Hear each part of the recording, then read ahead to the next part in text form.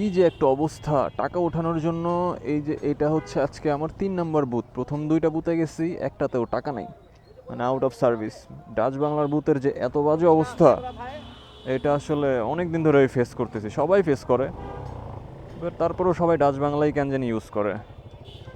Available সব জায়গায় booth tooth থাকে, বাট বুথ অ্যাভেলেবেল থাকলে কী হবে, টাকা অ্যাভেলেবেল থাকে না আর সার্ভিস থাকে না। এছাড়া বাদ বাকি সব কিছুই অ্যাভেলেবেল থাকে। যাই হোক, তো এখন আছি হচ্ছে 60 ফিট।